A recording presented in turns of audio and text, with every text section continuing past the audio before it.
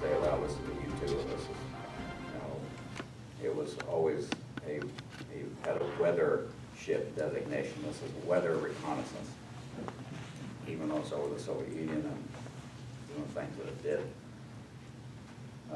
At that time, the Air Force had a number of these airplanes, and then the CIA controlled the other part. The CIA was doing the overflights. The Air Force were doing air sampling missions of atomic bombs when they would fire wherever they were, you know, usually drifting. The clouds would drift over towards the northern part of around Alaska in that area.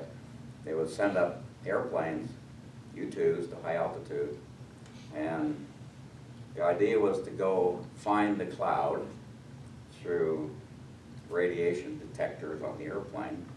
You had a gauge in front of the pilot, had 3 or 4 rows to it, and it would start to move as you get closer and closer to the cloud.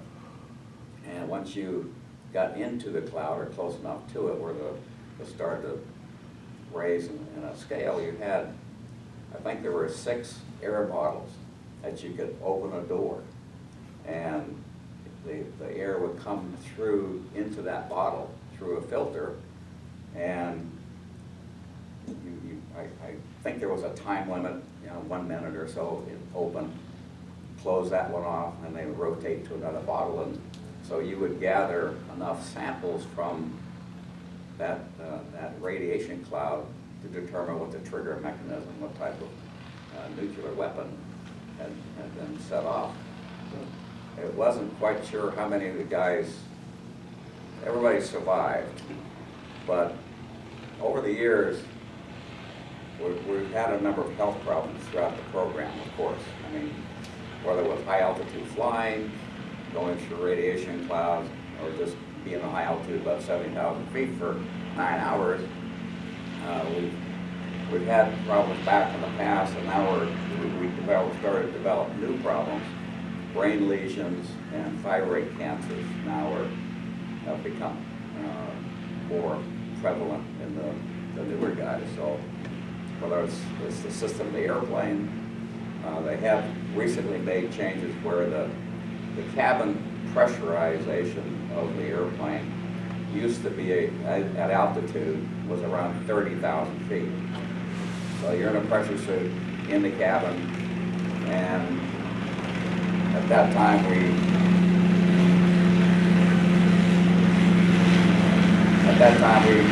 always stayed buttoned up. You can't open up your face mask because there is no oxygen in the air at that altitude, and you have very short time for use of consciousness. So if you had a real problem, you lived with it.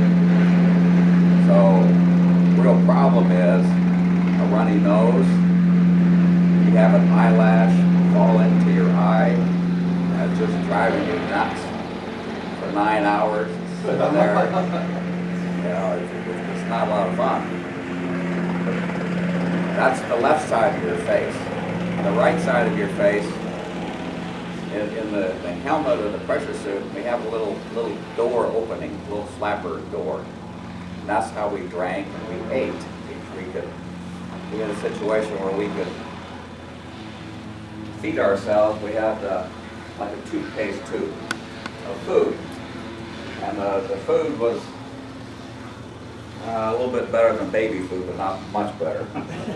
We had decent menus. We had beef and gravy and sloppy joe and clam chowder and apple pie and different things that kind of stave off the hunger when you're up there for 9 hours. And we had Gatorade with long tubes that we could insert through this flapper valve right to the right side of your mouth so you could eat and you could drink. Well, when something fell on your eye or you had a real bad itch, on the right side of your face, we had pencils that we used to mark our maps with, so forth. We could take that eraser and stick it in there and scratch that itch. So that was good. That wasn't a bad deal. Those were mil-spec pencils? Actually, they were number 2. I'm sure there was a serial number that was associated to it. As we go through this today, I'm here as long as you want me to be here. We'll talk about everything that I can talk about legally, so to speak. Do we have any prior military guys here? Okay. I have to be careful I don't say things that you can catch me on, but it's okay. Mum's the word. And any aerodynamics, individual aerospace guys? Jim, one thing, we are taping it, That's fine. so it'll go on YouTube. Okay, well. If that's okay or not. It's okay. We don't have to. Yeah, well, I hope I just say all the right things. No problem. Did you have any defensive capability? That's the other thing I can't talk about. Yes, we did, but those are kind of things that, because the airplane's still flying today, we still have crew members up there all the time, every day, flying the U-2 out of interesting places, going in harm's way. Part of the brotherhood is we need to protect our guys. So we don't talk about all those types of things that are of interest, and I'd like to explain all that to you. But What was the propulsion system? I'm sorry? What was the propulsion system? How did that work? Oh, we had a J75, Pratt Whitney. The engine was tightened up in tolerances. I mean, we had big intakes on the airplane, and the idea was, of course, at altitude you need to take in a lot of air in order to keep that thing going. The engine, once we set the power after takeoff, we didn't touch it. And once you get above 50,000 feet, anytime you move that throttle, you very easily could flame out the engine. And on that particular airplane, that engine, you'd have to glide down below maybe in the mid-30s to get a relight. And of course, you're down in fighter country at that point. So if you're in a part of the world that they don't like you there, and they have the capability, they would take you out. Or Sam's. Or SAMs. Of course, SAMs could always knock us down. Even today, I mean, Gary Powers was hit by a barrage of SAMs over Russia. Interesting story about his shoot down. About back in the late 50s, they were flying out of Groom Lake and over California, practicing with the airplane and seeing what it could do and so forth. One of the rumors, one of the ideas was there was a Marine Corps E-2, E-3 who was a radar operator, and he had the ability to use his radar to determine altitudes of airplanes and so forth. Even though passing 50,000 feet, we go no comm with anybody, and all of your, I don't think they didn't have altitude reporting, altimeter, that type back then. But about a year before Powers was shot down, this individual, this Marine Corps radar operator, defected to the Soviet Union. His name was Lee Harvey Oswald. Yes. And so, but I mean, the Soviets being as smart as they are, I'm sure they could figure it out themselves. It wasn't magic. And of course, his shoot down, like he was the second or third pilot to follow the same track, same time of day. It's basically, they're waiting for you. And unfortunately, he was trailed by several MiG aircraft, and once he got over close to their SAM missile sites, they sent up maybe a barrage of 6 to 8 missiles. And he wasn't hit directly, but the shock wave from the explosion from the SA-2 broke his tail off. And once you do that, you're going down. And as he pitched over and started to pick up speed, his wings ripped off, and he was basically partially inverted going down. And so he was able to jettison the canopy, but he couldn't reach the ring or in between his legs to pull the ejection seat. So he went out over the side. And in doing so, he was able to get away from the airplane. He was able to get a chute. And as he was drifting down, there was another parachute off in the distance. They had shot down one of their own MiGs. And that pilot also went down that day. But it's an interesting story, yes. And basically when he was released in Berlin and was able to get back, the CIA basically disavowed any knowledge, and Kelly Johnson sent the Lockheed corporate jet to go pick him up. So he brought Powers back to the United States. This was all, this information given me by Ben Rich, who was president of the corporation, who was an engineer at that time. Ben Rich gave us a very nice tribute to Gary Powers during one of our Blackbird reunions years ago. So, Did you ever meet him personally? sorry? Did you ever meet Powers personally? No, he was killed in a helicopter crash back in 72 or 3. It was one of those situations, his book had just come out, and he was forbidden to talk about anything that had occurred to him for at least 10 years. Finally, he wrote a book, and he didn't make the CIA look really good. They didn't really train these guys very well how to, if you're captured, what should you really do? And all in all, Gary Powers was one of our true American heroes. I spent 2 years in prison. There's going to be a movie out very soon about the bridge crossing and what led up to all that. So that'll be coming out, I think, in the next couple of months. Interesting time. But the airplane itself, it was such a heavy but a beautiful flyer. I mean, he had no aileron boost. I mean, it was just like flying a 172 with a little bit more oomph to it. The performance of the airplane on takeoff was just fantastic. You would take off and in mil power, 100%, and within the aircraft boundary. I mean, once you take off, you're climbing 10, 12, 15,000 feet per minute. So it would take you 15 minutes from 0 to get up above 70,000 feet. So you're averaging 3 to 6 to, in the first 25,000 feet, you're probably doing 10,000 feet per minute or more. So it didn't take you long to get up there. And your nose would pitch back down, and it was, as you got higher, the view got better.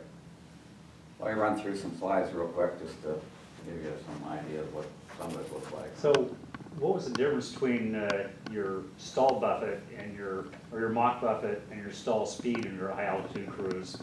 You're at 4 miles per hour. So if you go 4 miles, you're kind of hitting in the middle. The autopilot's running the airplane. Okay, you don't have the capability to be that precise. And the moment that you release back pressure, whatever, boom, you're in it already. And the thing with the autopilot is hooked to the Mach speed. So that was usually the most accurate, and also the one thing that wouldn't change on you very often. The only thing about at altitude, there's no wind. So very little wind, very little turbulence. We're above most of the atmosphere. So it's very easy to do your charts and where you're going and checking everything and doing, flying what you think is the proper ground track to take your pictures or whatever mission that you're on that day. So usually you didn't worry too much about what's going on with the airplane. But every once in a while you get a mountain wave or a change in temperature that would cause the Mach to change. And depending on which way the temperature went, you could be just thrown along and you're fat, dumb, and happy and enjoying the day. And then the nose starts to pitch up and you start to get the buffet. Well, that's not real good. So you disconnect the autopilot, and it's got to go through 3 or 4 iterations before you kind of get back to normal again. During that period of time, if you try to overcorrect or try to do it too quickly, you're going to aggravate the situation, and there's a possibility you could lose the airplane. So as you go through initial training, we go through some of those basic exercises with the instructor pilot. Say, okay, you have a number of high sorties, you know, just to understand what's going on at that altitude. But at no time would we ever aggressively move the airplane at altitude because of that problem. Because if you get a little too aggressive, you may lose something that you don't want to lose, like the back of your tail or your wings. Did you have simulators for initial training? All you had was a cockpit trainer that told you where the switches were. Yeah. We didn't have anything up on gimbals and, you know, like they do in the big sims, the big airplane simulators today. And it was just emergency procedures. Okay, you got your checklist, and the light comes up, and okay, what are you gonna do? You open, you know, to flip the switches and go through and practice that part of it. But it wasn't a flying sim, so it's not, of course, it's not worthless, but, you know, no one could ever explain to you how to fly this airplane, because every pilot has to do a little bit differently, but very tight parameters, what you can get away with and what you can't. So in Korea, on the east side of Korea, there was as you went out over the ocean, there was a area of, could be, may not be there, turbulence would kick off if they had a change in temperature. And I got caught in that situation myself. All the brand new guys go to Korea first. That's where because you're only 30 or 40 miles from the border of Korea back to your airport, so back to Osan Air Base. So if you get in trouble, you don't have very far to go to get home, so to speak. And they have, you know, fighter, you know, high cap capability, and, you know, they come and help us out in case the North Koreans decided to come after us or whatever. So in that part of Korea was a situation where no one briefed, unfortunately no one briefed me on that you need to watch out in this corner. And so I went through it, and I discovered what I could do, you know, just take it easy. Don't do anything rash, or, you know, as in any modern airplane or even older airplanes, sit on your hands for a moment, you know, analyze the situation, take corrective action, fly the airplane, all that stuff. Unfortunately, several years later, one of our pilots got in there, and unfortunately he lost the airplane. And he ejected, breakup or something? structural breakup. He ejected out of the airplane, but he was drowned at sea. They found him later. But it's a very unforgiving airplane. I mean, it's a beautiful airplane, flies great. You're always on the edge. Whatever you're doing, you're always on the edge. It's just the moment you get lackadaisical, you know, you're on takeoff and parting out, it's a beautiful day, and just cranking that baby up, and, you know, getting a little bit too aggressive on the turn. You know, the shutter start, oh, you know, bring the nose back down, and recover from the stall. So, we generally try not to be in a position where we would ever hurt the airplane, of course. You're not hired in the program to go beyond certain parameters, and a very mature group of pilots it was demanded that you take care of the airplane.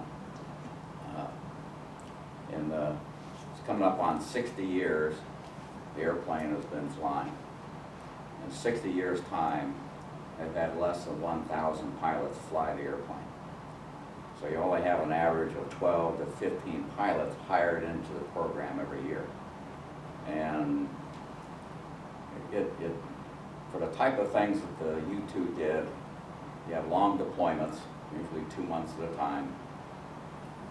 When that happens, of course you have family problems, and you've got to be able to be in a stable situation with your with your wife. You gotta be part of the program, so to speak. You gotta know, you know, that you're gonna be gone a lot. But the community, the other wives surround, they take care of all the women and children that are left behind. So long TDY requirements, high altitude flights, they beat you up. You know, you're up for 9 hours in a hazardous situation, fatigue factors, nutrition, or the lack thereof, I don't know. It was it all, and the pressure suit environment, you don't realize how tired you get sitting in a chair for 9 hours at a pressure altitude of 30,000 feet. You know, you feel okay, but when you stand up to get out of that cockpit, you know, you're going, oh man, you feel like lead. You know, your whole body is tired, and of course, the hardest part of the whole flight is the last 10 minutes. You know, descending down, that's okay, you're on autopilot, and you get in a traffic pattern and land in the airplane. That's when you need to bring all of your resources back up and pump yourself up and, okay, I gotta do this. And that's the hardest part of the flight, is getting the sucker on the ground. As you're approaching the airport, you need to do a weight, you know, a balance of your wings to find out if you have a heavy wing. And you've got to be able to transfer fuel. In order to do that properly, you need to bring the airplane back almost into a stall. I mean, you're maybe 5 miles out on final, and you're trying to stall the airplane. That doesn't quite equate to what normal aviation is, but you have to see which wing is going to drop first and then try to transfer fuel. So once you... How quickly did you transfer to? You could, I've forgotten the number, but you'd need a couple minutes. So if you had at least 3 miles, you could transfer and recheck it, and then you're in good shape. I mean, if it wasn't, you didn't have a good day, and you transferred fuel the wrong way, made the wing heavier, now that's not good. So maybe break out of the pattern and come back around, but no one ever did that. What size frame are you speaking of? I'm sorry, I was in the program from about 1986 to 1988. Was when I flew the U-2R model. The new model of U-2 is called the U-2S model. The S model has a new F-16 engine in it, which means it has a little bit better capability, and big thing is it can get a relight at a higher altitude. It doesn't have to come all the way down to the mid-30s or so. That engine has done quite well, and with the modification of the airplane, they put all glass cockpit in, and they've changed all the old round dials that we used to use, the NDBs and all the old, I mean, our instrumentation was from the 1950s. Our airplanes were, the airplanes I was flying were probably built in the 60s or 70s. The R model was a bigger U-2. The old U-2A through F or G's, whatever they were, was a smaller, original Gary Power style U-2, much smaller cockpit. Ours was a much longer airplane. It was 63 feet long, and the wings were 104 feet long. So you got a big wing out there. It was great, but you get in ground effect, and you're going to float. And if you're a no-flap landing, you floated forever. And funny thing with a no-flap, usually your tail gear would sit down on the runway first, and then your main gear would finally settle in once you ran out of enough airspeed to keep the wings flying. Of course, the configuration of the airplane is like a bicycle. It's got centerline gear. It's a tail dragger. So it had pogos out on the wings to do, taxi on the ground only. And as you took off, those pogo would drop away. They had pins in them. When you were taxiing, they were pinned in, but as soon as you got on the runway, the pins would be released, and as the wings rose up, flying airspeed, they would drop away. And so when you came back, all you had was that centerline gear to land on, and again, wing balancing was very important. The hardest thing with this airplane was crosswinds. You can imagine. landing, if you've got a crosswind blowing from your left, usually when you get close to the ground, you want to stick that wing into the crosswind and get it on the ground. Because the tail was so big on this airplane that you didn't do that. Instead of putting the wing into it, you put the wing away from it, because you only had 6 degrees either side for a tail wheel steering. So when that airplane decided it wanted to go off the runway, you're not going to stop it. I mean, we had the braking system on the airplane. It was pretty good, but you have a center wheel. You don't have wheels out here you can jab on a brake and give you a turning moment. It's just in the center. That's it. So if the airplane starts to go, you can do what you can to try to move that tail wheel around, but it's got a mind of its own. And the U-2 program, it's kind of normal for the airplane to go off the runway.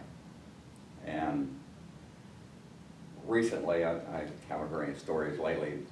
I think they're doing a lot better, but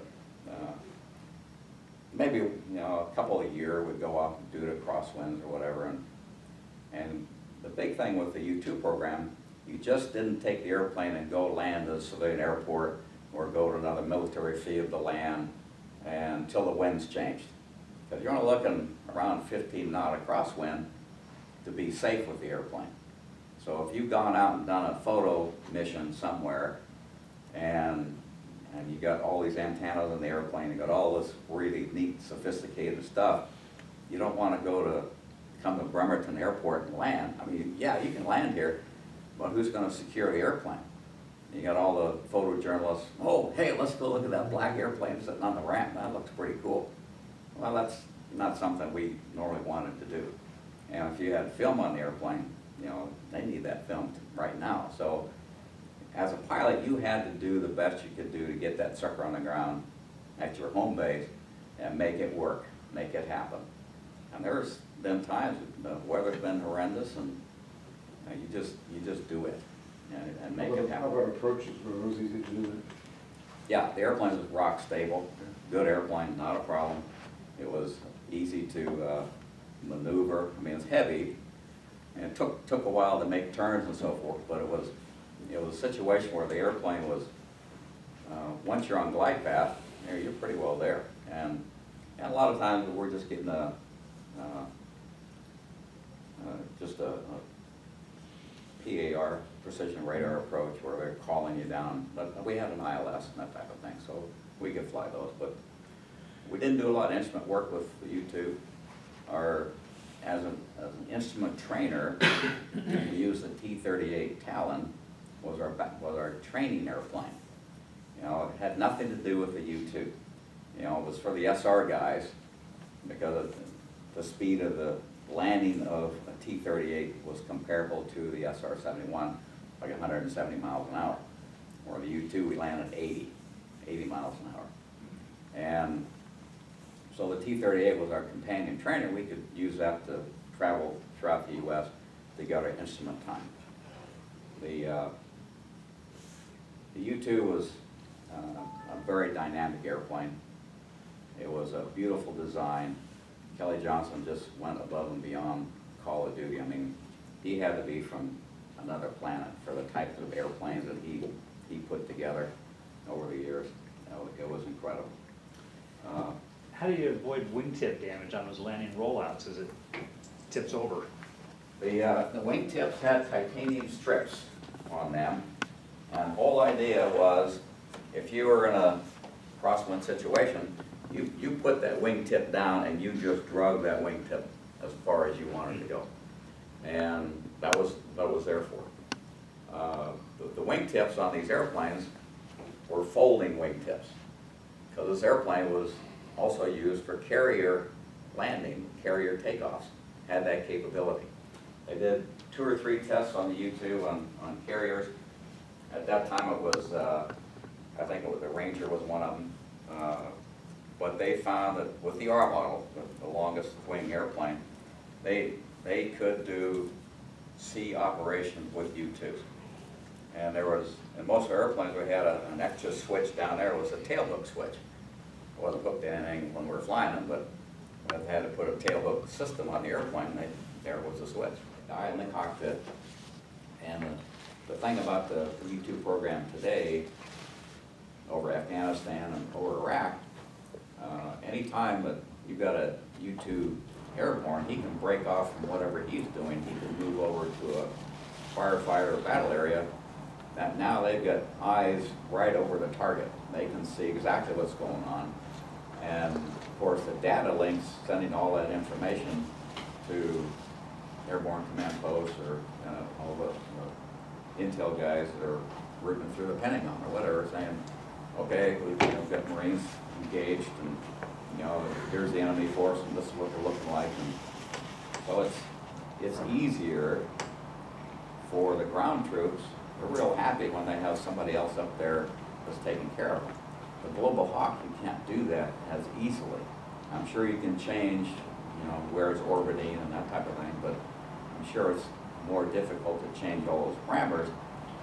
And besides, you've got a human being in the cockpit, say, okay, I've got X number of hours I can be over station, I can do this. And with the new sensors in the U-2, there's incredible new capabilities. Of course, being out of the program for 30-some years, I don't know what they can do anymore, but it's got to be just fantastic stuff.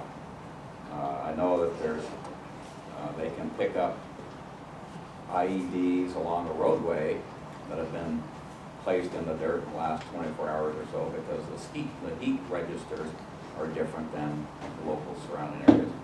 So they can do highway patrol, and they can do all kinds of stuff that with the new types of sensors that mind-boggling, but and they can data link to everybody in the world. Data link to the guy down on the field that's he's about ready to go over the hill. Oh, this is what you got. I got 15 guys over there, I got 27 guys over there, and I got RPGs and maybe machine guns, or they don't. So that intelligence value is so very important today to the guy fighting on the ground. I realize we're out of Iraq and out of, getting out of Afghanistan and so forth, but we still have a few people there that really we need to protect, both U.S. and allies that are working on the ground. It's a major intelligence source, and thank God we got it. Of course, every year the appropriations come up, which system should we use? We can't afford both. Right. So what are we going to do? I mean, what's more important to the military? The generals say, I need my U-2s. I mean, we got to have these. Global Hawk, they do a good job, but they don't have the weight capability to provide all of the sensor, all the photo systems yet. Maybe in the future they will, I don't know, but they're working on it. Global Hawks are the drones? Drones, the high altitude drone that stays up for 2 days. So different from the Predators? Yes, they don't carry any weapons, they're just a reconnaissance vehicle, and they're based out of Beale Air Force Base now. The SRs are gone. So at Beale, they also had the King Airs that had a low altitude reconnaissance mission. The Air Force gave that up recently and sent it on to the Army. The Army's running that program now. Can you speak for just a moment on the difference between the intended mission of the U-2 and the SR-71? Why the tremendous contrast? Sure. Well, of course, the SR was Mach 3 plus, and they could go over the planet at will, because nothing could catch them. I mean, the U-2, everybody could catch us. I mean, a lot of times on final approach, we'd have to be careful of tail strikes and geese because we were flying so slow. But the SR, by the time the Soviet radar, whoever picked them up, and their fastest SAMs at that time couldn't reach altitude before they were gone off that quadrant. So yeah, we got an SR coming, and now they could have sent up a barrage of missiles and hopefully gotten the SR. They never did that like they did with the U-2. And they're a burner and they're going pretty fast, but that mission, the price of the mission was so expensive. I mean, the black hole money, you know, the black programs, I think over time it just became too expensive for the government to run that, for the type of intelligence data they were gathering. Once you had the satellites in place and you had a pretty good idea where the Soviet Union was headed anyway, they weren't building any new, you know, they were always building new stuff, but to the numbers that we had to worry about. And how many photos can you take of, you know, the sub-pens and, you know, the airports with the bombers and so forth? You know, pretty much none of that. There wasn't any real new discoveries. And if you needed to know what the third world was doing, well, that's what the U-2 is used for. You need to find out what's going on in some, you know, almost a communist nation, you know, like Vietnam and so forth. If you really need to know, are they massing troops at the border? They're gonna go invade someplace. So those are the kind of things you need to know. And you know, how many tanks and weapons, and you know, how big of a division are they moving in? North Korea has always been a very favorite spot because, you know, Seoul is only 20 miles or so, 30 miles from the border, and if they decided to mass along the border and go through their tunnels or go through the DMZ, they could be in Seoul in the space of a couple hours.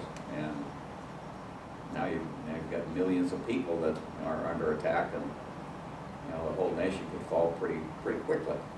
So the U-2s have been running border patrol in Korea forever, you know, since the 1960s. The original Black Cat Squadron that was now located in Busan Air Base was in Taiwan.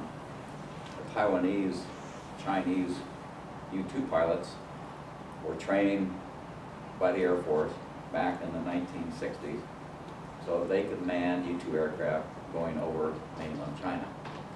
And it was a situation at that time that the CIA got smart and they figured out we don't want to lose any more Americans over mainland China, so we'll use the Taiwanese, we'll train those pilots and let them fly over mainland China. And they lost 10, 12 airplanes were shot down over mainland China. 3 or 4 of their pilots were killed. Another number of pilots were able to get back to Hong Kong. So I was able to meet a couple of those guys recently. Were you required to, or had the capability of destroying the aircraft before? No. In my day, we had no poison pins, or we had no armaments on the airplane to blow up the cameras or anything like that. In Howard's book, he talks about that type of thing, you know, CIA agency, because Dulles at that time had told Eisenhower that if we lose one of these airplanes, there will never be a live pilot for them to capture and interrogate. It's amazing how he could figure that out. But there was an explosive charge in the equipment bay of the early U-2s, and there was a switch on the panel that if you're going to bail out, you have to flip the switch, and then you've got 10 seconds to get out of the airplane before it exploded. And you know, if the chance you got out and were captured, then you got your coin that has a poison needle in it, and you're supposed to take your own life. Well, somehow the word got around that basically said that you don't want to touch that switch, ever. Because that's an immediate explosion. Don't touch that switch. They think, I mean, who knows? But having the idea that Eisenhower never thought it would be a live pilot, there's probably some truth to that woman. You know, of course the agency, they did what they wanted to do, and they wanted to protect national security on the program, and you know, pilots are expendable. We all know that. We're just flying the bus. Not a big deal. We don't do that. So it's better that nobody knows we exist. I'll do a little. You would think that, you know, if all you're trying to do is keep the equipment out of the enemy's hands, Yeah. that you would give a 5-minute fuse. Yeah, well, exactly. Because it would take that long for it to get down to the ground. Oh, yeah. Well, the thing with the airplane, if you bail out at altitude, 70,000 feet, you're gonna ride the chair until 20,000 feet. Then you get an automatic chute deployment. You get separated from the seat, you get boosted out, then you get a parachute. Now, if you're on the ground and you're on fire and you need to leave the airplane, you can eject from the U-2 on the ground. It would blow you up 100, 200 feet and give you an instantaneous chute. So you could survive either on the ground ejection or at altitude.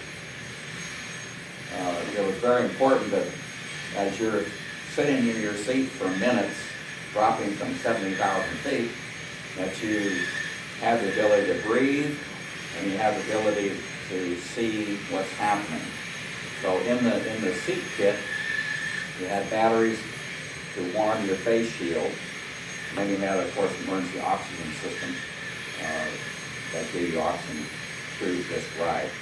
Once you get down to 20, you lost all that and didn't need it anymore. But we had an automatic deployment in our suit. If we hit the water, we had water wings that would automatically come on out. I have no classified slides. As with all pilots, we're flying along, we always take pictures, so I took a few. You got out your iPhone and Cool buildups there. took some. Did you erase the ones on your server that you weren't supposed to have? Oh, yeah. A What long time server? ago. What server? My home server, yeah. What's your approximate altitude? Okay, this is around 70,000 feet, 60 to 70. And this is the airplane.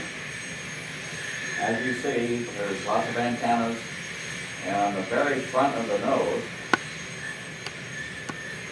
on the bottom of the nose is looks like a white plate. That was one of our photo systems. That time it was more of a video camera, it was data link. And the thing with that plate, the system was controlled by another agency. I had no control of the nose. This is in Korea, and at this time, flying that type of system, it was like anything else until they wanted to take a picture of, or take a look at something.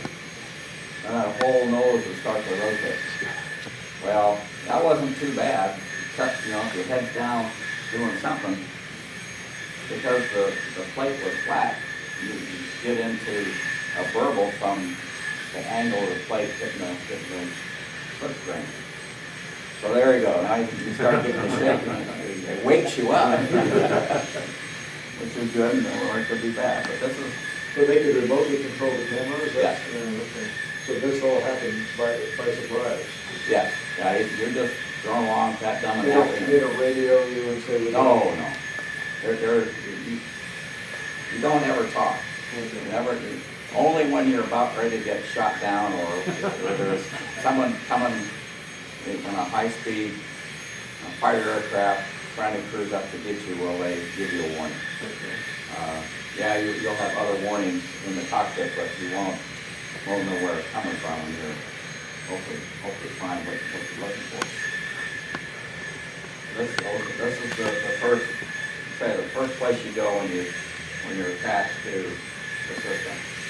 Seems over San Francisco.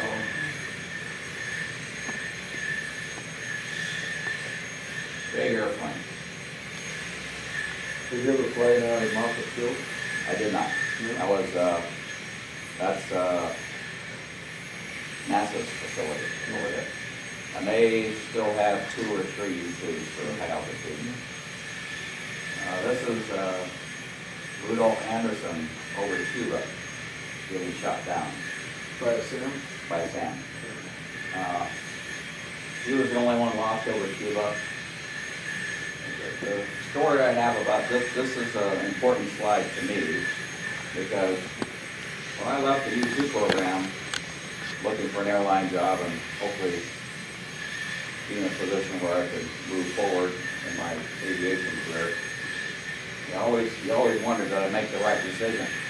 So I loved the program. The people were fantastic. Every airman, every contractor, every vendor that you dealt with on a daily basis were absolutely the best. I mean, without, of course, without any maintenance individual or the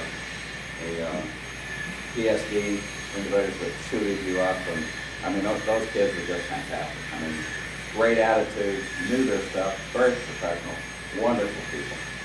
So when you decide to leave and go someplace and get away out of the program, leave the Air Force, did I make the right decision? I got out, and my wife and I were in San Bernardino, California, and I went out to Flay Bob Airport, VA chapter number 1, and I just hang around the airport. I'll go have breakfast. So I went over to the little dining cafe over there and sat down at the counter, and I'm thinking about this and thinking about this, and the waitress comes over and hands me the menu. Take a look. I flipped the menu over, and here's this picture on the back of the menu, saying, well, you probably made the best decision because this was your future. Yeah, if you didn't. So I said, okay, God, I got it. I understand. Pay attention. There's a message here. Yeah. And then this Well, is, that was obviously a sort of an artist rendition. It didn't Yeah. seem like it was pretty accurate. It looks like the ejection seat was gone. yeah, I haven't gotten enough into the action or the shoot down to know exactly how it all. Did they try to reconstruct the structure or that sort of thing, or they just let it run? I think it landed over Cuba, so they probably, I'm sure they put on a display like everything else. Whenever you shoot down the U-2, the first thing you do is put it on display. Have to, reverse engineer it. That's right. Yeah. How did that get up so high? Did you say this was a 101 fuselage? Yeah, the beginning of a 101 fuselage. So the canopy rotated out to the left. It was on a hinge on the left. It didn't slide back. It rotated off. It's a Coke bottle fuselage. And the basic design, that's what it originally came from.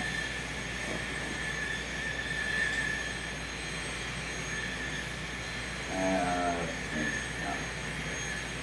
Great patriot. My father was a veterinarian in Missoula, Montana. He was a B-29 flight engine officer. He was a B-29 flight engineer during World War II. He always wanted to fly up front, but he never thought he had the math skills to go into pilot training. He entered service back in '43. Came in, they made him a sheet metal mechanic. So he did that for a while and became a B-24 flight engineer.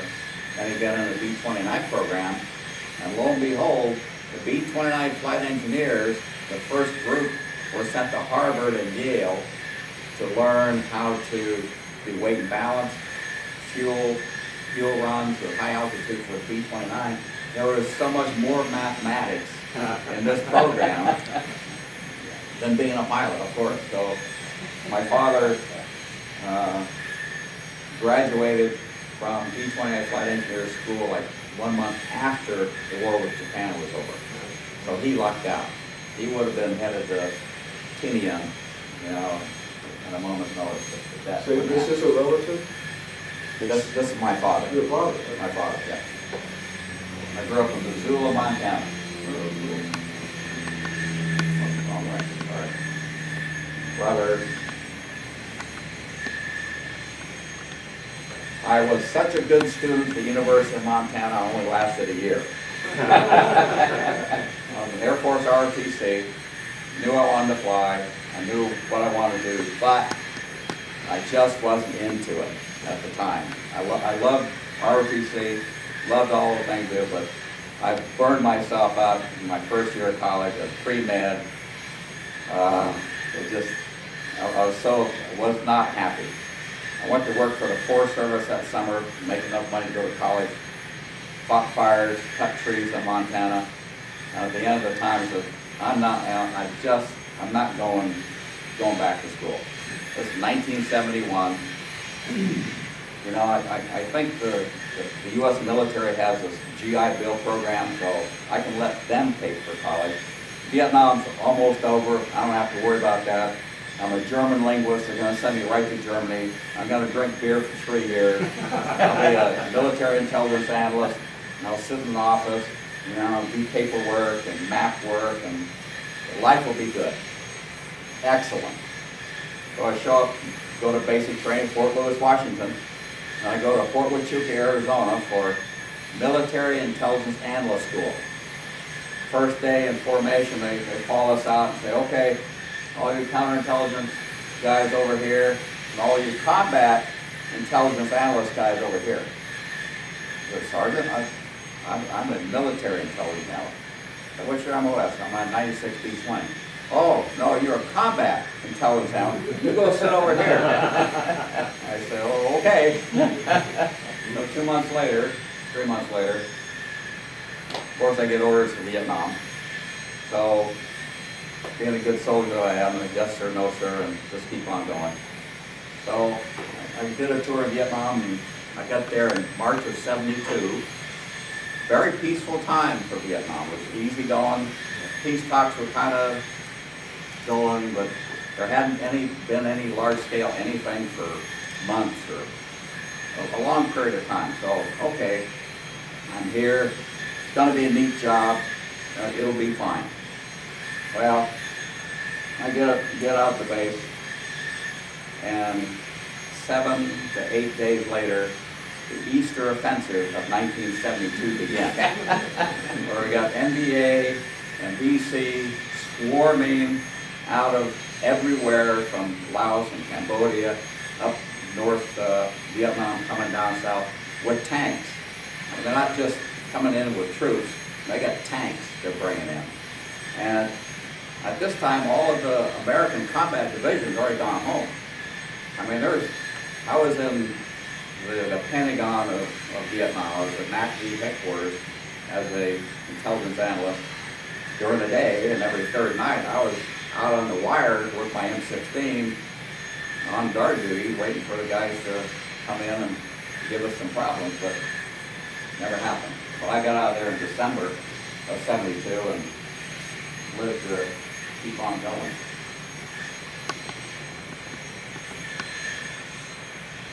So how does that position work into a military pilot? Well, we're gonna get there. Got married, Air Force ROTC in, That's your wife? yes, that time, University of Texas in Austin, Texas. What did you do? I met her in Texas. In Texas? Yes. A wonderful, wonderful Japanese lady. Fantastic. Got through the program, pilot candidate, Air Force ROTC. I was an international business major, which was it was a brand new course of study. If I couldn't fly, I wanted to do something overseas, which meant I also had to learn Japanese history and culture. And Japan, back in the 80s, that was a happening place. So if I couldn't fly, I could do something overseas. Get commissioned, go to pilot training, T-37. On the T-38, great machine.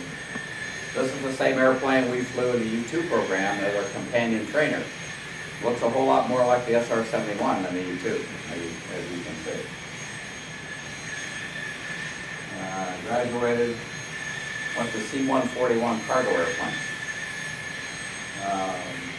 My whole ambition all my life was to become an airline pilot, eventually. Not right away. I love the military. I love to do what I was doing. And when I was in Vietnam, my father, he was a pilot, little airplane, he sent me a book called How to Become an Airline Pilot. So, okay, filled my head full of all kinds of dreams. So I went on to fly 141s around the world for about a year and a half. And when I was there, one of my first flights landed at Osan Air Base, Korea. And I was sitting up there as a co-pilot, the aircraft commander was downstairs doing something, and just preparing for my next takeoff. And here out of the revetment area comes a big black object called a U-2. And these were, at that time, pictures that weren't supposed to be taken, but I got them anyway. So he's going off and taking off, and off he goes. And this was odd because this is like 1 or 2 o'clock in the afternoon, so this pilot was doing just a practice low sortie of just getting takeoff and landing, I think. Because most of our operations we leave at dawn, headed outbound. Then I went, after a year and a half in 141 program, went to the Saberliner T-39 flight inspection aircraft combat. We were the only 2 airplanes in the world that were camouflaged T-39. One we had in Japan, one was in Germany. This is for the restoral of a combat restoral of a navigation aid or instrument landing system that had been blown up by the enemy, and we had to go in and put it back in service, or install a temporary DOR TAC-N so that C-130s were to be used for a on-highway strip, those types of things. We had to train by the FAA, just like the FAA does flight inspections on your ILS or UR here. That's what we did over for that airplane. And that was a great assignment. Japan for 5 years. My wife was in 7th heaven. Her family was 60 miles away, and it was just fantastic. I could even speak a little Japanese, so I got along real well. Great little airplane, F-86 wing, very basic, all hand flown. That airplane didn't have an autopilot, didn't have a radar either, weather radar. So we'd be going down to the Philippines and other places, chasing, going around typhoons and trying to follow a 141 to give us where are the real bad clouds. How do we get around this stuff? So it was an interesting time. And as a captain, after requesting an interview in the U-2 program 3 different occasions and being turned down 3 different times by my major command. Major command had to approve your ability to transfer over to Strategic Air Command that was flying the U-2s. But my MAGCON, because we were so short of pilots back in the mid-1980s, everybody left to go in the airlines, they basically said, no, we need everybody we've got. We can't send anybody. So I had to call the U-2 program and say, hey, I really want to come for the interview. The interview was 2 weeks long, and during the interview, you could volunteer. You didn't have to take the assignment if you didn't want to, or they didn't like you or whatever. You just went home and that was it. Anytime in the U-2 program, there was no punishment if you wanted to leave. Other flying jobs doing something else, you just can't say, well, I don't want to fly my F-16 anymore. I want to go fly 141. It didn't work that way. You were punished. They took you out of, I just don't feel like I'm good enough to fly the airplane anymore. They ground you, and then your probably flying career is over. In the U-2 program, something happened to you, had a little block, or your physical wasn't up to standard, whatever, you could go back to your previous unit. Nothing was ever said. There was no punishment because it was an all-volunteer program. So that was good. So I got hot about it. Since my days as a second lieutenant flying 141, I wanted to fly this airplane. This is the U-2C model. This is my interview airplane. So I sat in the back, and the instructor pilot sat up front. This is the Gary Powers airplane. Exactly what this was. And this is our little rocket ship. Better, more maneuverable, same engine that was in the art model, lighter airframe. This thing, I mean, on takeoff, we, You can see those wing skids then, yeah, oh, I'm sorry, go back one. right too. There. Yeah, over here Yeah. are the skids on the wings. So you actually, those weren't for emergencies, they were. Normal. Used normally. That's right, normal operation. And the wheels that you jettison after takeoff, The pogos.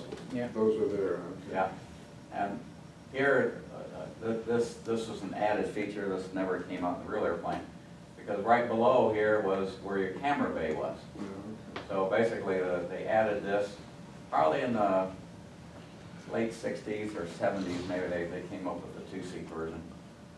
Before that, there's the airplane, have a nice time.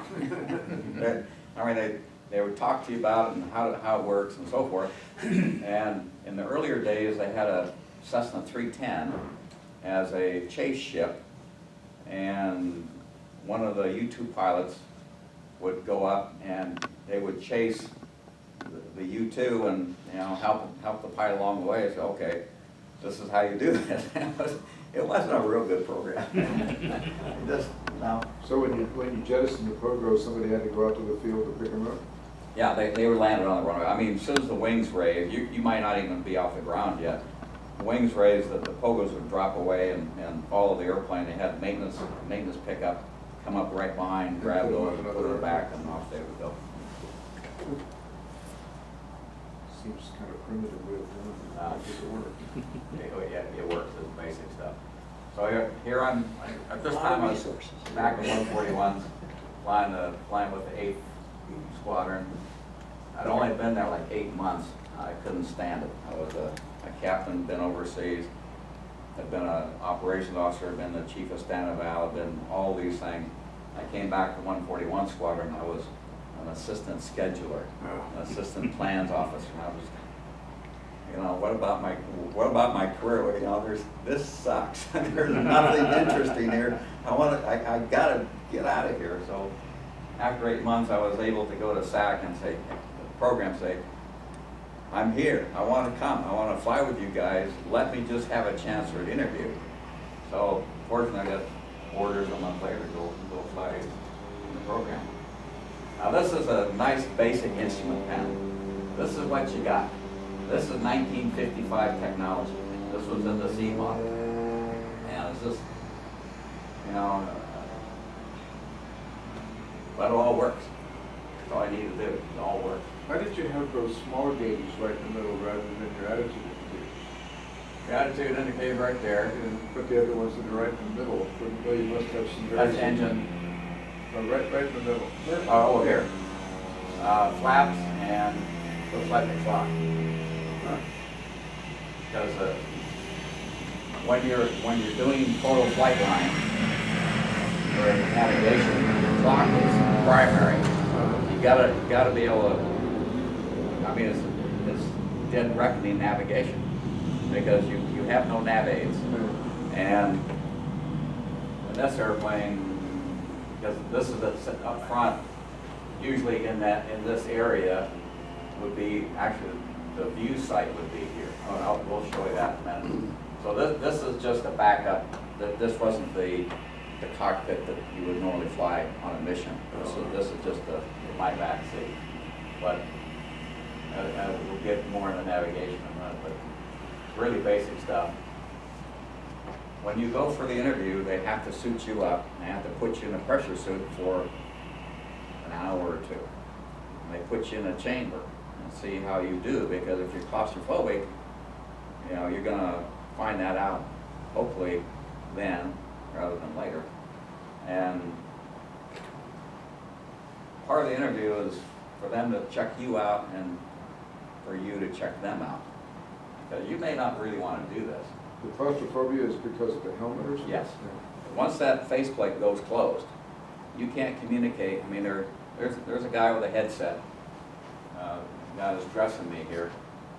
He's gonna put me in the chair and hook me all up.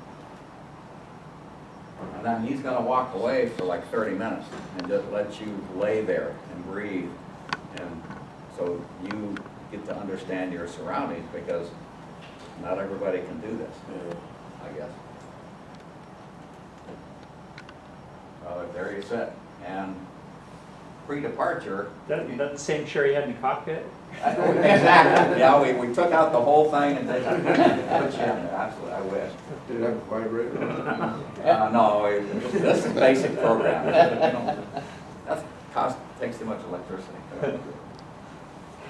But the yellow box is your pressurization, or your oxygen system and air conditioning as you're walking out the airplane. And they put you in the chamber to make sure that you understand what high altitude is. And you get to go out and fly the airplane. Now the thing about this airplane, it's really just a big 172. It's not a problem, except the last 6 inches getting on the ground. You know, as you sit there, the instructor pilot takes the airplane, he's going to do the first one. It takes off, cranks this thing back almost straight up, hits the rudder about 3,000 feet, brings it back around, puts you in a pattern, and come around for the landing. And okay, I'm making radio calls and putting the flaps down, gear, everything. Oh, okay, I got that. I can see how it's done. And then you got the guy on the car, the backup pilot, giving you altitude calls. As you come across the threshold at 10 feet, the magic is on speed, 10 feet, 6 to 10 feet above the threshold as you cross over. And once you get down to, you want to bring the airplane, keep it the sink rate down to about a foot, and you start to ease back and bring the nose up and start to bleed off airspeed. And then you're looking for that 6 foot to 6 inch call, and that's when you really start to, you really want to land with the tail wheel first. That's the beautiful landing for the U-2. You hit the main first, got if the tail's still up, a little bit too much airspeed, it'll skip. Once it skips, then you become a real pilot. At that point, once you skip,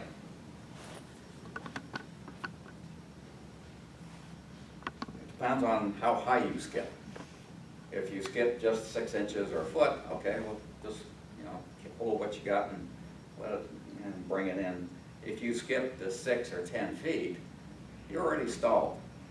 Now you need, depends on what packages, what cameras, what sensors, what you've got, because you could damage stuff. Now this is not cheap stuff that you're carrying along with you. Once you get up to 10 feet, you're fighting the airplane the best you can to bring it back down to earth as softly as you can. So the idea was never get in that position. Never, never, never get in that position. However, once in a while.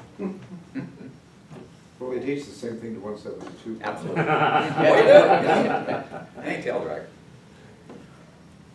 This airplane, the first time we were coming in for a landing, I'm sitting back behind him. I can't see him, he's right below me. So I got a big view of the runway and how we're supposed to set up. Everything's normal, 80 miles an hour.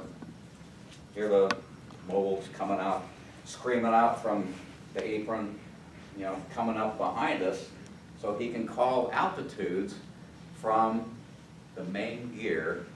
How high is the main gear off the runway? And that's what you're looking for that call. And you're trying to get the point where the nose, problem with U-2, of course, the nose comes up, not so much on this airplane, but on the R models, that nose is really big. So all you've got is a 45-degree angle, like you do with any tail dragger, and you're just trying to get it down safely. Everything's fine, get in the flare, bring it down, very professional pilot. And we land 2-point, and then the yoke keeps coming back. It's almost in my chest. It's a yoke, just like the 172. It's not a stick. Comes all the way back, then all of a sudden goes boom, boom, boom, just like this. I said, oh. He's keeping the wings level. And you have to do that, you know, while he's doing that, he's getting the flaps up, you know, checking trim, doing, you know, then off we go again. I said, how in the world, how does he know how to do that? I mean, you can't judge. I mean, for me, being the first time I ever seen that, how could I ever judge the dropping of one wing or the other? I'm trying to keep the thing on the center line, and got all the stuff going on, and how can I feel that?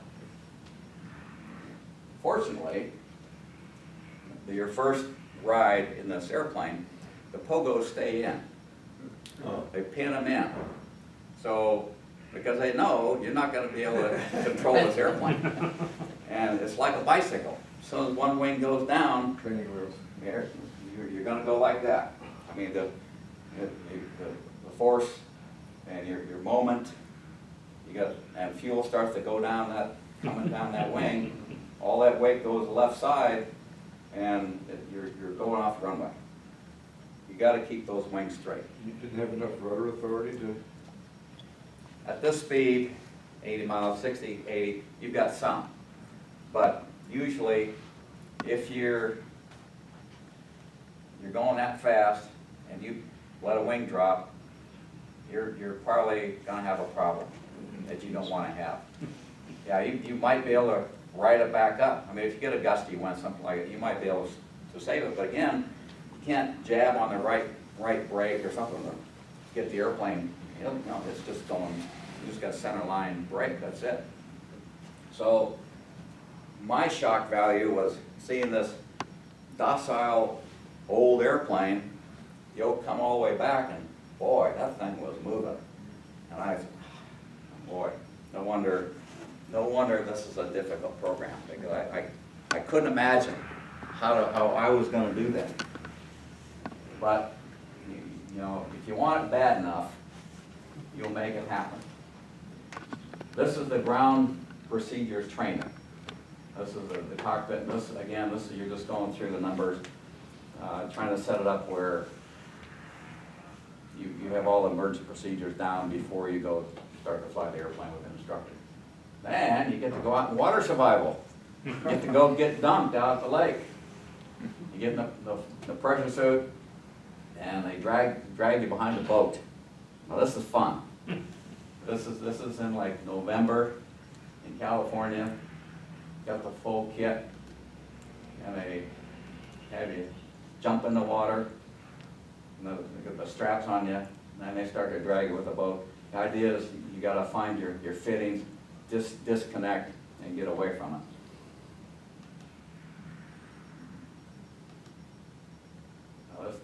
This was so much fun. Then they put you underneath the canopy, and then you've got to be able to find a seam and get out from underneath the canopy before you drown. Or? No, you grab a seam and just move the canopy until you get free.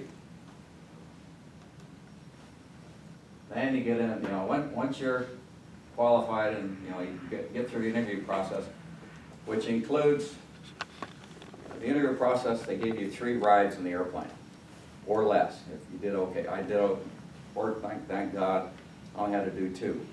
The first ride, you got the pogos in the wings. The second ride, they drop the pogos away. And you go up and do the patterns, maintain airspeed, altitude, radio calls. They let you do it all. And, you know, within a flight or 2, you got to be able to do all this. Then you go for a lot of times they'll put you through the flight physical first. This is a mini astronaut physical, where they put you on a stress treadmill, run you uphill forever. Then they do a ECG, where they use the flashing lights to see if you have any tendencies to have seizures. And they do a variety of other tests that I don't even know what they're looking for, but I had to go to Travis Air Force Base to a medical hospital to do that. So after all that's done, you pass, you talk to the wing commander, you know, the squadron commander, and every U-2 pilot that wants to talk to you to make sure that they want you in the program with them, that they can trust you, and you have the character that they're looking for. Usually a character means that you drink beer and eat peanuts. That's the U-2 character. That's what we need to do. Anyway, training, you got another two-seat. This is the R model, and then TR1B, they call it. Now, you're up front, or In this airplane, I'm up front. And I'm the primary pilot, and the instructor pilot's at the back. They're in this kind of training. Again, it sits on a wing. You see the guy on the left side over here. He's grabbing. You're gonna bring that wing down because when it's sitting there like that, all the fuel is running down to the low wing side. And if they don't hurry up and get this thing righted, it takes that many more guys pulling on that wing to, get it.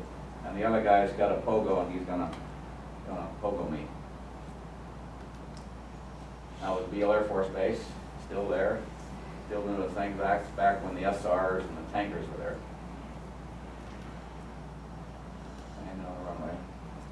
This is the U-2R with the nose is a special radar nose during that period of time. All the position, location, strike system was new in inventory 30-some years ago. But it's they had the ability to change to 3 or 4 or 5 different noses on the airplane, and same with the camera bay. They had several different ways of doing that. There we show SR. Now I think NASA has 2 SRs left that are still flyable. Pressure suit picture, here's my class. This is once you solo the U-2, this is your patch. No one else can wear this patch, or this is the big thing here. You got one of those, you've done okay. Where did the term Dragon Lady come from? Back in the 50s, Tony LeVere, who was a test pilot for Lockheed, who flew the airplane first, I think he coined the phrase because came back from what was it, Steve Canyon days. They had the beautiful Asian spy. Was a beautiful airplane, but don't trust her because she'll kill you. I think that's where it originally. What does Solon Volamas mean? We fly alone, Oh, okay. and that's my pressure suit patch. This is about probably 45,000 feet over California. Getting love the old gas. now, are you always talking to the same controllers that we do, or at some point do you go to Once another? once you get above 50,000 feet, you don't talk to anybody usually anymore, unless you're coming back down into their area. Now, if you're coming down out of 70,000 feet, one of the first calls you want to make is training flights are called Pinion 25 or whatever, and you're talking to the center and say, request flight level 600, and of course, Recheck transponder. the driver is descending down to flight level 600. And you start to enter their airspace, but you want to make sure you're on freak by flight level 500. Anyway. You might run into Ian up there. And gliders. Oh yeah, Yeah. really. Oh, well, absolutely. What years were you at Beale? 86 to 88. Okay. I think it was 84. A couple of us went over and we had some of you guys come down to Vacaville. Oh sure. And we took you for glider rides. Oh. And we went and did a dinner, one of your monthly dinner show. And Oh. we did a thing on soaring. for your Excellent. guys and the SR-71 guys, yeah. Yeah. Well, sled guys, I mean. Yeah, right.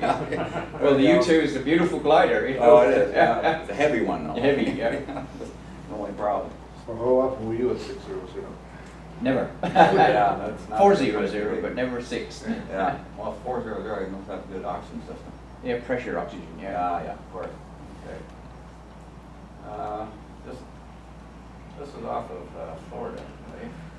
Those are pretty amazing. See the curvature of the They air. are. Yeah. And the stars. Yeah, Yeah. it's dark up there. Yeah. All those stars are just dust underneath. I'm sorry. But as you got up that altitude, and it's dark, really turns pitch black above you. I mean, you're not in it, but I mean, it comes down to the horizon as normal, but boy, it's so amazing. Pretty cold up there too. Yeah. Well, Do you ever have any problems with the heating system at that point? no, actually, you would keep the cabin temperature around freezing because you're in the pressure suit. You're in a big plastic bag. And at altitude, we have a sunshade that we could move in the canopy, because if you were in the sun, you were burning up. It got so hot. But we had to put that sunshade there to keep our body temperature down. And so normally you keep it around freezing, that way your Gatorade tastes, nice and refreshing. But the tube food, that's the other problem. Well, you like, cold beef and gravy, probably not. So we had a tube food warmer on the left side, and it was, but you can't forget your tube food in there because the sucker would explode on you. We could put it in there about 20 minutes, 30 minutes, but if you didn't keep, checking on it, I never used it. Because I'm not mentally too sharp, so I'd probably forget it. But we had a guy, one of his first operations up around Korea, and he forgot it in there, and he's flying along and keeping busy, and all of a sudden, boom! And all of a sudden he's got red chunks of beef on the canopy, and he's been hitting his arm. He said, "Oh God, they got me! I'm shot down." Well, sit on your hands, wait and think about what's going on. And he looks around and, oh. So it wound up freezing right to the canopy. And for the next hour or so, he took his plastic chart and scraped it all off into a nice little pile and then put it off to the side so he could get rid of it when he landed. But word to the wise, don't leave that in there too long. Now, how close were you really to the coffin corner at 70,000 feet? 4 miles an hour. 4 miles an hour, holy Yeah. cow. That's It pretty was. tight. And it wasn't a problem. We just stayed there all day Yeah, until you had a little upset or mock change or whatever, and then you say, it started to buffet on you. What is that? Yeah, where is it? Well, that's Oakland Bay Bridge, San Francisco area. Temperature of the engine. On an initial engine start, you want to make sure it didn't get above 400 degrees C on engine start. On takeoff, it was 605 or 610. At altitude, it was 660. So if you're, again, you don't want to touch the throttle. We had the ability to, if we had one great big heavy duty throttle, why they built it this way, but it is part of what it is. We had a wheel on it, you could just bring it back a small percentage. If you move that thing a little bit too much or it was stuck and you did too much, you might flame out. So we had a little wheel, we could adjust it just by a micro. So when you're all the way up, the only choice you have is to accept whatever airspeed the airplane is giving you, because you can't climb, right? At that point, you're straight and level. Yeah, you're Max always altitude. climbing. You're always cruise climbing. You hook the autopilot to the Mach through your airspeed. You're always running your airspeed. So you're in mil power, and as you lightened your load, you would continue to climb as far as you could go. So that's why you're always in the coffin corner throughout the whole flight, because you're hooked to that Mach speed, Yeah. and it would just reach its own area that Equilibrium. equilibrium. At that Mach, it was, it's an even area. You're not trying to go too fast or go too slow. The engineers worked that out a lot of years ago. So speed and altitude maximums would be about what? I can't give you that. Yeah, exactly. You're above 400 miles an hour. Altitude above 70,000 feet.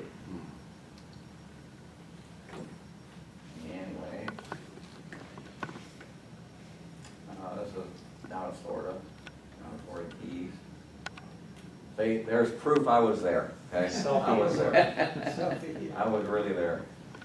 Okay, now, back in the old days, we used to have the bloodshed, World War II, the AVG and all the World War II pilots used to carry, we carried one too. This is in Korean, and, you know, and this is what it said, the pointy talkie. You know, this is where it hurts, you know, so. And we carried, and this is the Black Cat Squadron down there with that designation. Now, this is Black Cat Squadron at Osan Air Base, Korea. Operations, the airplane. Now that guy, the handsome devil, very studly, he was the man of the hour. This was before a high flight. What's the canopy above the, It's called the Howdow up here. yeah, It just keeps the rain out of it or something? keeps the rain and the heat, yeah. While, Yeah. while you're doing pre-flight? Sorry? While you're doing pre-flight or? No, all the time. It's always, they have access to the cockpit. We didn't have any other stairs. You had no way to get in or get out of the airplane other than with those steps. So if you landed someplace, you had no support, you're crawling over the side, which is not a good idea. Little rope ladder? No. This is the pressure suit setup. Now, on the morning of your departure, you'd wake up 2 hours or so before departure, go have a steak and eggs breakfast. Low, high protein but low residue, so try to evacuate whatever you had in your body from the night before. And you go for a weather briefing, find out what's going on, last minute prep. Then your mobile officer, your backup pilot, he would split off, he'd go work on the airplane, and you'd go into PSD department. You'd have a medical doctor check your blood pressures and heart rate and so forth. And then you would have a cotton liner that you would get into and socks. Then you had what was called a urine control device, a UCD. UCD was basically looked like a large condom that you would strap on, and that would be connected to a hose that went out of the pressure suit down into a urine collection device down below the yoke, just to relieve yourself. But that's as much relief as you could get. If you had to do anything more than that, you had to stay and sit in it until you got back home again. And in some parts of the world, because of water and purity and other things, sometimes they had to wear diapers because it was, it wasn't comfortable to go through that. And the people that had to work with your suit would really like it if it came back clean. And, for a pilot, it's pretty embarrassing anyway, have to use your suit like that.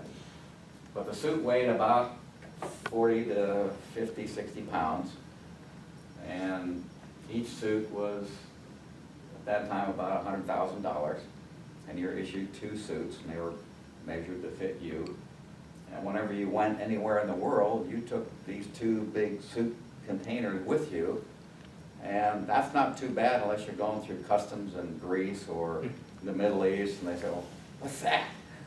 They open up, oh, you don't want to know. But you had to do what you had to do. Yeah. There's your ejection seat there too. I'm sorry? There's your ejection No. seat. Yeah. This is your basic setup. You put the suit on, then they put you in the brown chairs, hook you up to your oxygen, then you pre-breathe 100% oxygen at least an hour before departure, just to get the nitrogen out of your system. Now, some individuals that had some type of decompression problems along the way, and you will, everybody has some slight bends, so forth. I had some in my knee. A lot of times, if you just increase the pressure in your pressure suit, that will go away, or you deal with it. Or if it's worse than that, then you pre-breathe maybe an hour and a half, whatever it takes your personal physical requirements.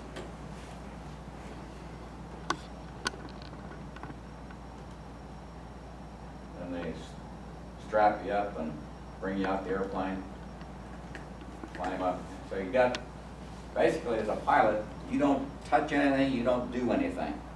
You just get your hands out of the way because they're integrating your pressure suit and you into the cockpit of the airplane. All your oxygen hoses, your air hose for air conditioning, all your seat belts and so forth are strapped on by these brave young souls. On your feet, on your boots, we had stirrups. And they would be strapped on going out to the airplane, and coming out of the bottom of your ejection seat had these two stainless steel wires to hook into these stirrups in the bottom of your feet. During an ejection sequence, these cables would run your feet back into the seat because your knees were very close to the instrument panel, and during an ejection sequence, you may lose your legs. So they built that into the system, thank God. So it's all part of the deal. Of course, they have a little fan there to keep you cool when you're during the hot deal days. It's hard to see, but right above my head, coming out of the canopy frame, there's a black oval looking thing. That's our mirror. That's so we can check the back of the airplane to see if we have a contrail. Because if you're going to go over bad land territory, you want to make sure that you're not conning before you get over where they can visually pick you up with a fighter. You know, if they can't see you, that's a real good benefit.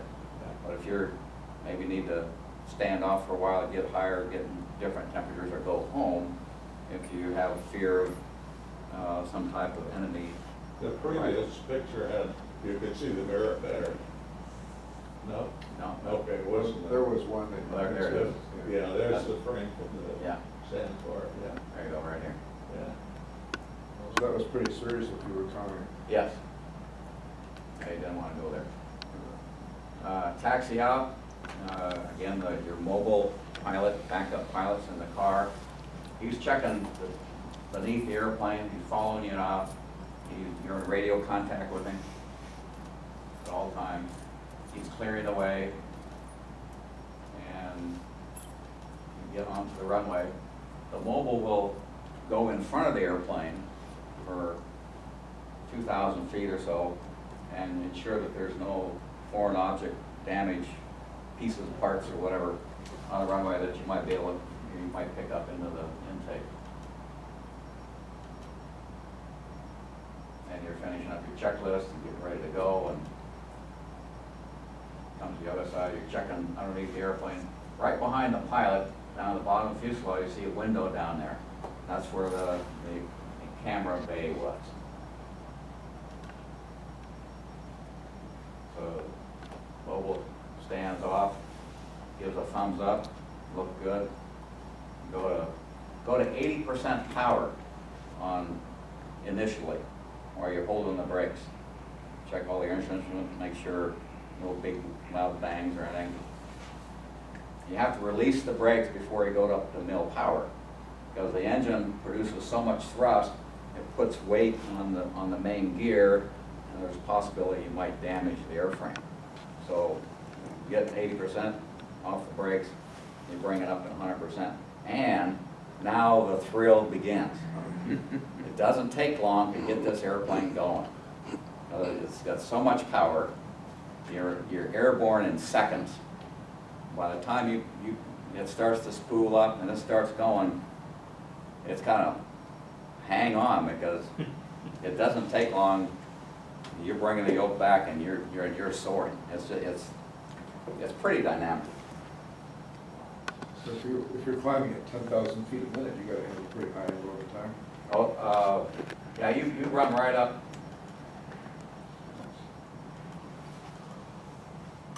You're doing initially 35 to 40 degrees, nose up or more. Again, you're trying to, you're trying to clean up the airplane and, get the gear up and so forth. So whatever it takes to make sure you climb out 160, 180 knots until you get everything, or miles per hour, until you get going, and then you go up to whatever airspeed you need to. But you're not, number one, you never overstress the airplane.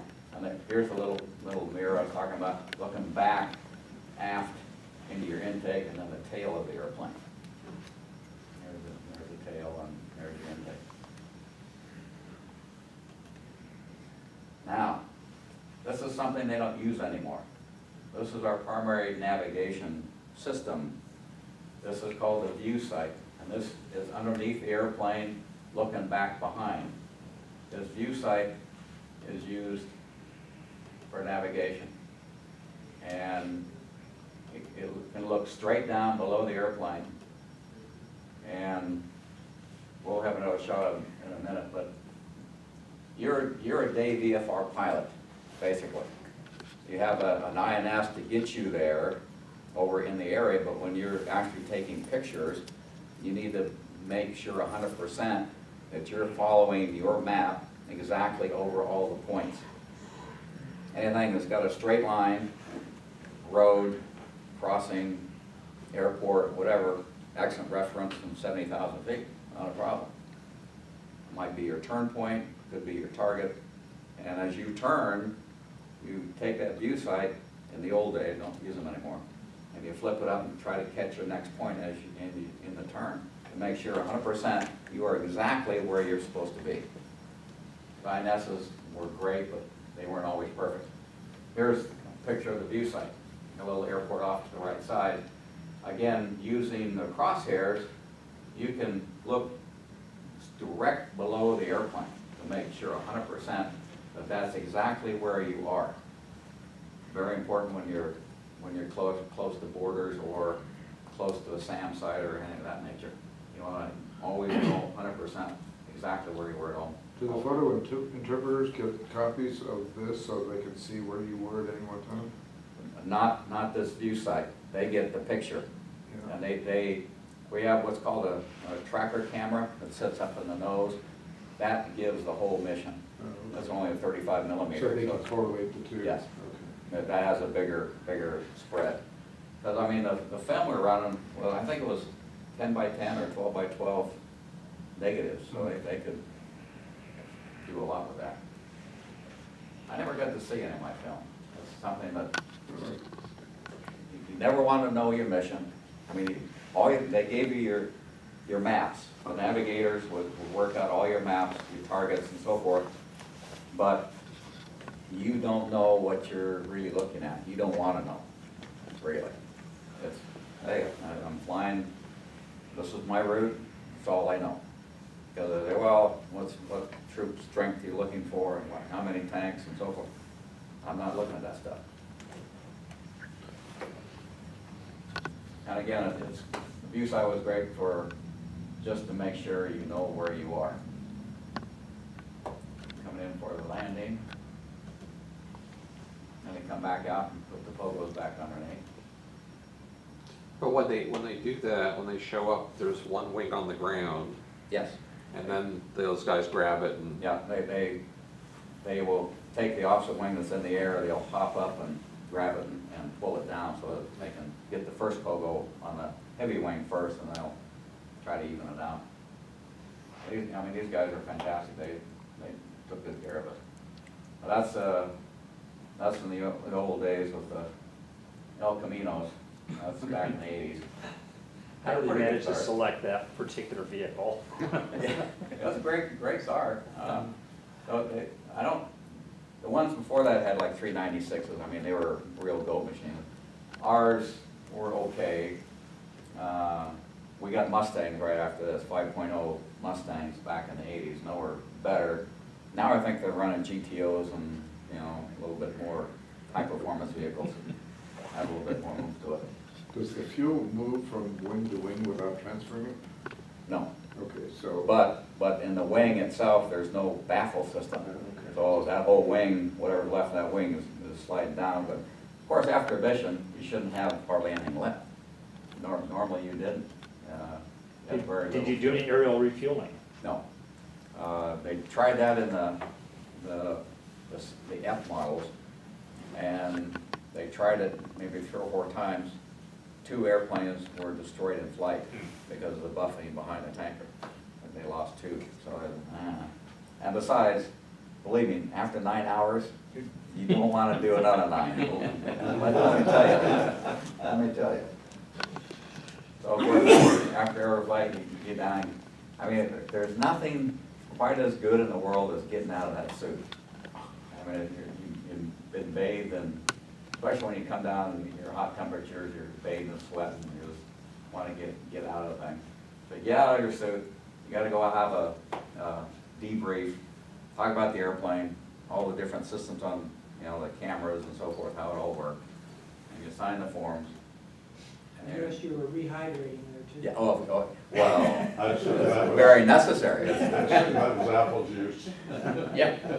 Well, sometimes. The pressure suit gets dried out, and then this is one of the times I was leaving, I think. But you see on the tail, that's the Black Cat designation for that squadron. So those are all your ground crew or your Yes. family? Oh, yeah, well, one and the same. These are all the vendors and everybody that maintains this airplane, all the camera systems, defensive systems, engine, PSD, or, the pressure suit people. And They'd all be assigned to your airplane, or do they have several airplanes that they? they have several airplanes, depends on how many are based there. These are what our rooms look like. DOQ? Yeah, and of course, the U-2 squadron, we had maybe 6 or 8 rooms just to our squadron. Of course, they've since moved up to better building, but noise is always a factor because we're always trying to sleep at odd hours. They gave us a pill, to let you sleep anytime, day or night. And it was supposed to be a quick acting, something that would flush out of your system pretty quick. And everybody had different tolerances to that type of medication. And I took it maybe 3 times, and it just made you feel kind of odd, and until about half into the next day. It was, Boy, Navy BOQs didn't look like that. see, this is Air Force. Hey, Air Force, you gotta build the golf course and the officers club first, then later you can build the Ask for runway. more money to build a runway. Absolutely. We know how this stuff is. Man, just cruising along, beautiful up there. This is Guam. So back up a couple real quickly, if you would. One more. Is that actual cloud at that Up very here? altitude? No. No, the lower. wispy stuff that's, No, I think that's a reflection. okay. Yeah, that's a reflection. That's my checklist right there. But that is, this is descending. I took an airplane from Korea to Guam, and then I was headed back to the States, so I was able to fly directly over to Guam, land there, and had a day or 2. So- Anderson Air Force Base. So when you're descending, you have to pull the power, right? Yes, And you have to watch that closely because you can still lose the fire? at first, before you start, when you want to start down, you put out all your drag devices. We have the speed brakes, then we have the spoilers. And initially, when you start down, yeah, we can, I want to say we had bleed air valves that you opened up. If you open those up, that gave you more ability to move the throttle without having a problem with flame out. But yeah, you don't want to start down too far away from the base where you can't land at the base. So about 100 miles out, 150 miles out, you would start down from altitude to get you back home. But yeah, you wouldn't touch the throttle till, from what I remember, until you put out all your, I want to say put the gear down and all the drag devices and you came home that way. And you're descending at what rate? Is it like a 172? Yeah, I mean, you can't get the airplane down. I mean, if you had an emergency, if you put everything down and got the airplane, you know, max airspeed, Mach, everything else, it's gonna take you 30, maybe 25 minutes to get down. Normal descent takes you 35 minutes to get down. So, I mean, try to G the airplane and try to get it, it just doesn't wanna come down. I mean, it'll glide forever, so to speak. And no flat, boy, I mean, you're cruising around the runway for quite a ways before it finally settles in. And this is out of Florida. Then I went on the Flying Tigers and had another aviation career. You already flew the Flying Tigers? Yes. Tigers, and then this is my next venture. B-51, maybe someday. This is straw boss. As soon as I get my medical back, I'm still fighting with the FAA to get my special issuance back, which is, you know, all those things go. You and a few other people. Yeah. Is the straw bus still at Watsonville or? That's him? So this is a 777 out of Anchorage. I was doing that for a while. There's a 777. And then I'd say White Knight. White Knight. And this is my dad and I. This is how I started aviation. Sit in the back seat, 5 years old. 180 or 185? 180. 180. 1955, 180. So that's it. Questions? More questions? Hey, look at that. This is a guy who knows how to time things. Time means everything. FedEx better be pushing back on the minute. Oh, you're very welcome.